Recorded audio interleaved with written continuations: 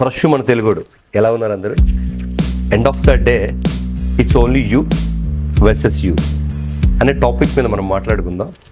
ఎవరైనా మీ మీద చాలా ఎక్కువ కేరింగ్ చూపించి, చాలా ఎక్కువ ప్రేమ చూపించి, మీకు వాళ్ళు లైఫ్లో చాలా అలవాటు అయిపోయి, సో ఎప్పుడైనా మీరు వాళ్ళ యొక్క కేరింగ్ చూసి, వాళ్ళ యొక్క ప్రేమ చూసి, ఇదంతా చూసి మీరు ఏదైనా ప్రపోజ్ చేసినా, లేదంటే ఇంకేదైనా రిలేషన్ కోసం వారితో మాట్లాడినా, వాళ్ళు సారీ నాకు అటువంటి ఉద్దేశం లేదు, సారీ నాకు అటువంటి ఉద్దేశం లేదు, నేను నార్మల్గానే నీతో ఫ్రెండ్లీగా ఉన్నా అని నీ లైఫ్లోంచి ఆ క్షణం నుంచే వెళ్ళిపోతే నువ్వెలా ఫీల్ అవుతావు? ఆ క్షణమే నీ లైఫ్లోంచి వెళ్ళిపోతే నువ్వెలా ఫీల్ అవుతావు? సో అంటే దాని అర్థం అట్లీస్ట్ ఇందులో లేడీస్ ఉండొచ్చు, జెంట్స్ ఉండొచ్చు, లేడీస్ ఉండొచ్చు. సో ఇందులో ఓన్లీ లేడీస్ ఎలా చేస్తారని కాదు, జెంట్స్ ఎలా చేస్తారని కాదు, ఇందులో ఇద్దరు మేల్ ఫీమేల్ ఇద్దరు ఉండొచ్చు.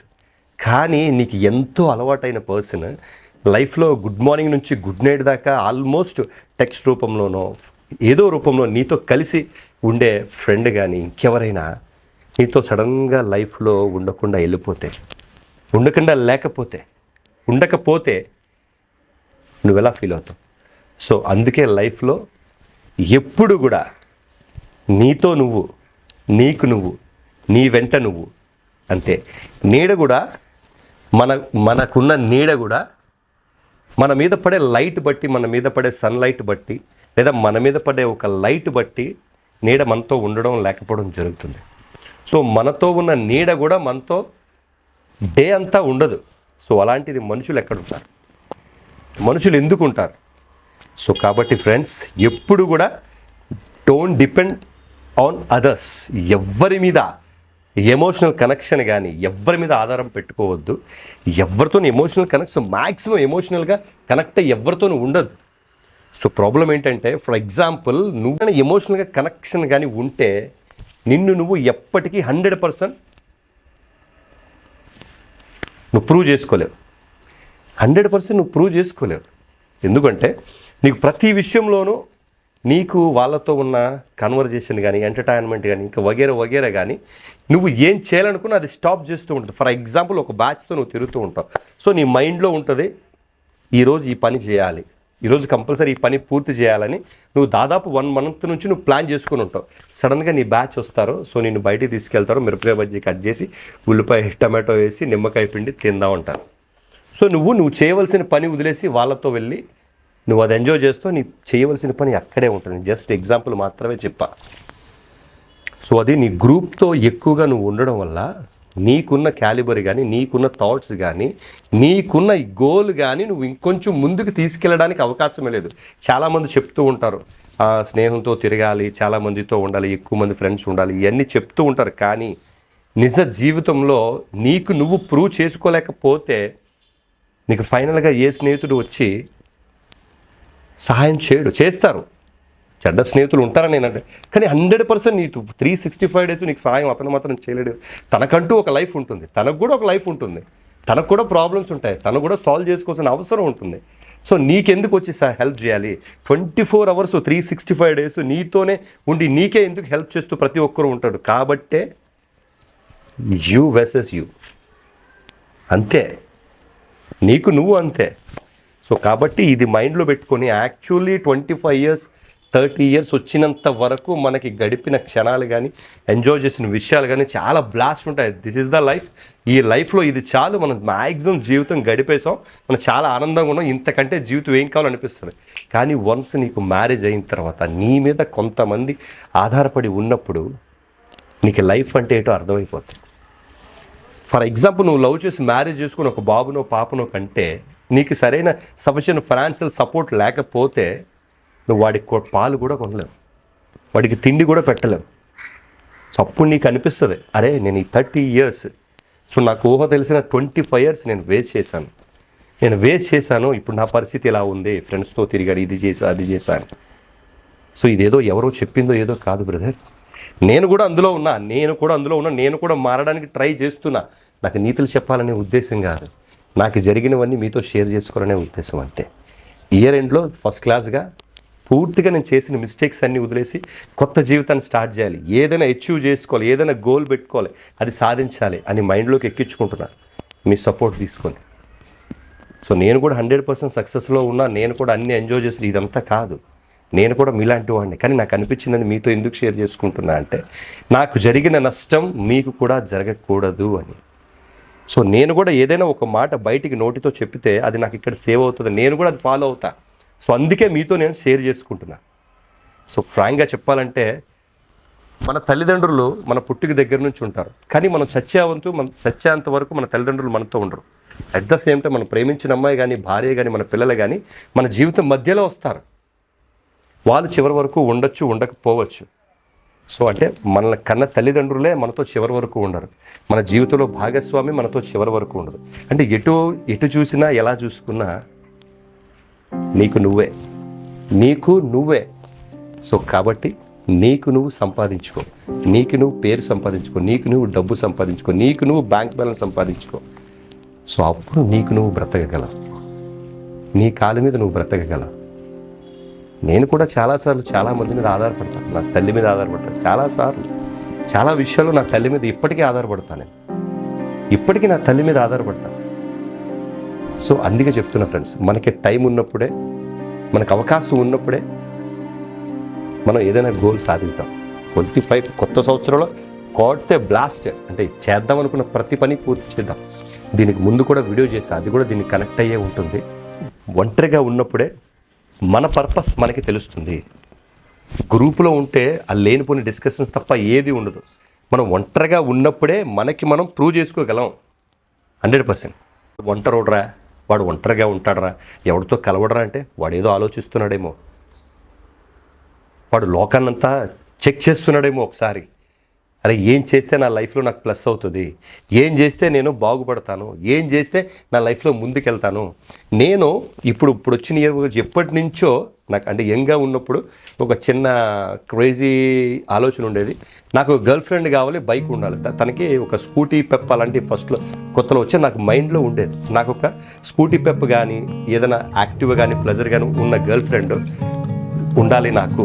ఎందుకంటే మనం మిడిల్ క్లాస్లో కాబట్టి, సో నాకు అలా ఒక గర్ల్ ఫ్రెండ్ ఉండాలి, సో తను రిచ్ అయి ఉండాలి, సో తనకు ఒక స్కూటీ పెప్ ఏదో ఉండాలి అని నేను ఆలోచించేవాడిని. So just it's a crazy ఆలోచన నాకు తెలుసు, బట్ ఇప్పుడు మీకు చెప్తేనే అది నవ్వు రావచ్చు, కానీ నాకు మైండ్లో అలా ఉండేది. ఎందుకంటే నా ఫ్రెండ్స్ ఒక గర్ల్ ఫ్రెండ్ ఉండేది, తనకి బైక్ ఉండేది, సో అది లేడీది ఉండేది. సో ఆ బండి మీద వాళ్ళిద్దరూ తిరిగేవారు అనమాట, అంటే కాలేజ్ చదువుతున్నప్పుడు. సో మనకి సైకిల్ ఫోటాన్ కదా, ఫోటాన్. సో అది సో అలాగా ఇప్పటికీ నేను తర్వాత ఇంకొంచెం ఏజ్ వచ్చిన తర్వాత లైఫ్లో ఎలా అయినా మంచి ఇల్లు కట్టుకుని ఒక కారు కొనుక్కోవాలి, ఇప్పటికీ కొనుక్కోలేకపోయాం.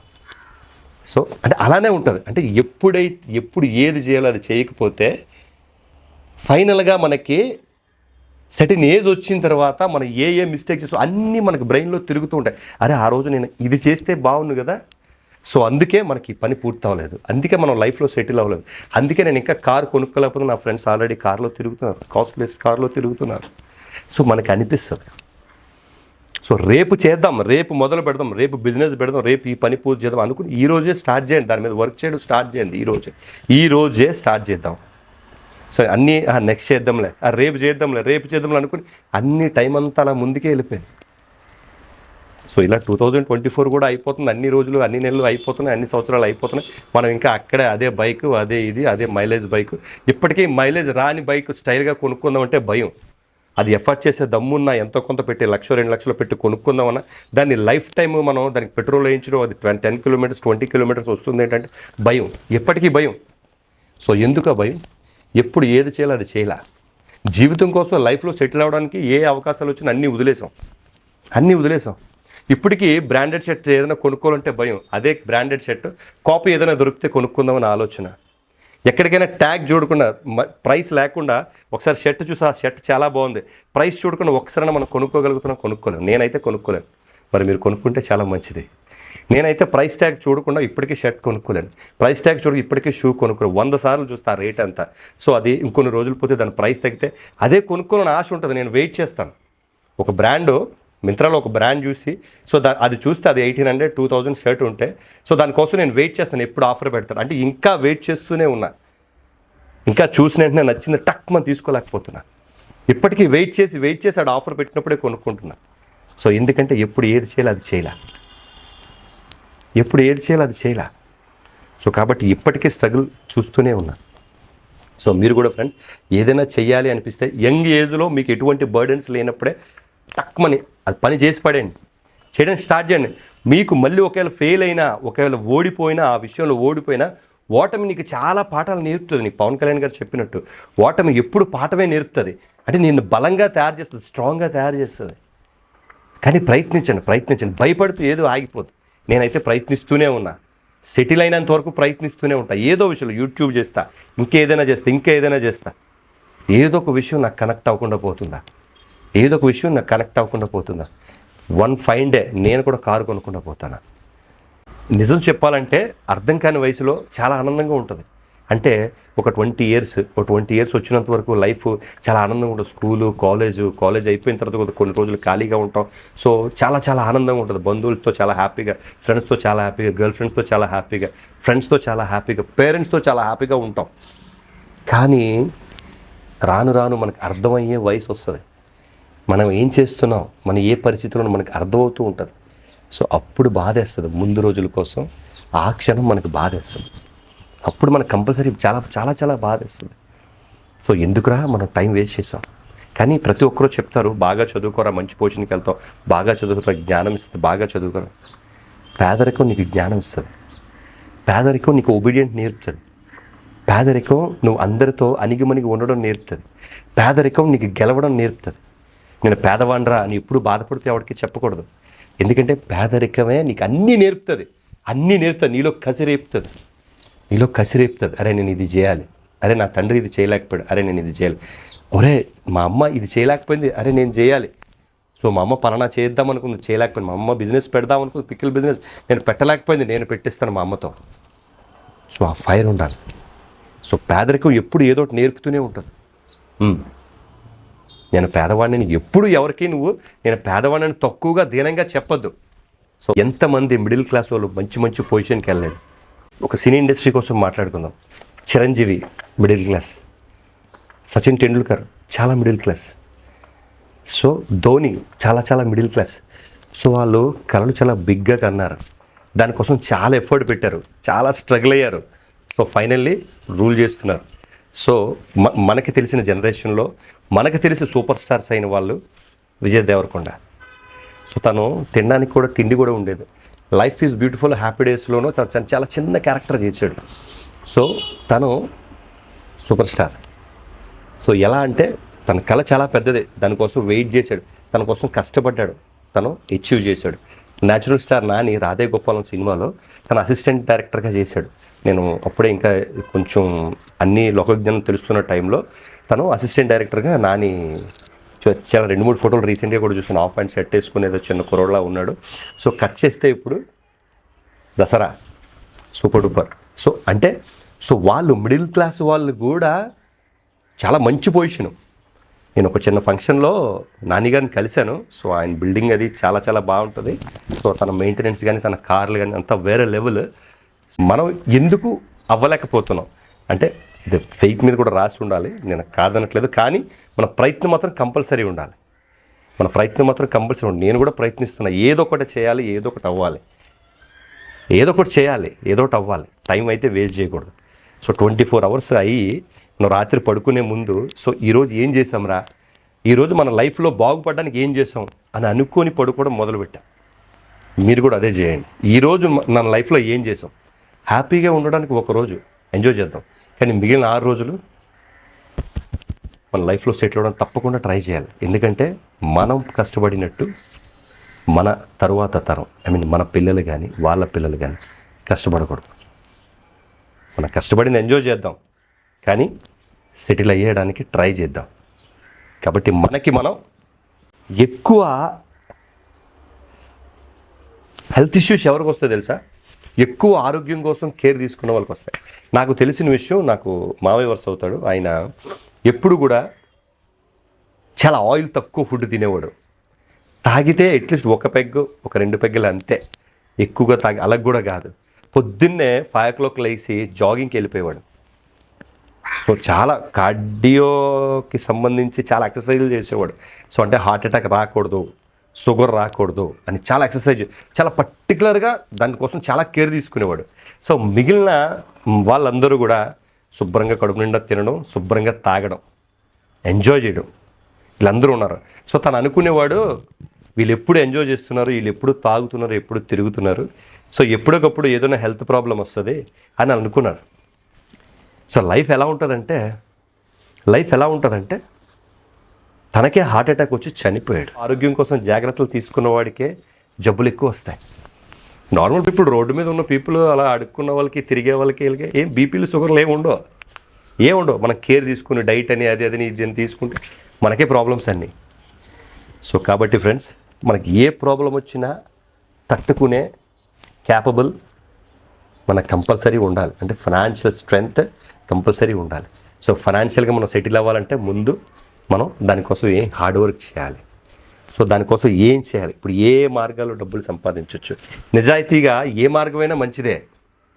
చిన్న బడ్డీ కొట్టు రోడ్డు మీద పెట్టుకున్నా ఓకే, రోడ్డు మీద నువ్వు టీ బండి పెట్టినా ఓకే, నిజాయితీగా ఏ మార్గంలో అయినా సరే ఫస్ట్ క్లాస్. కానీ ఏదో ఒకటి చేయాలి.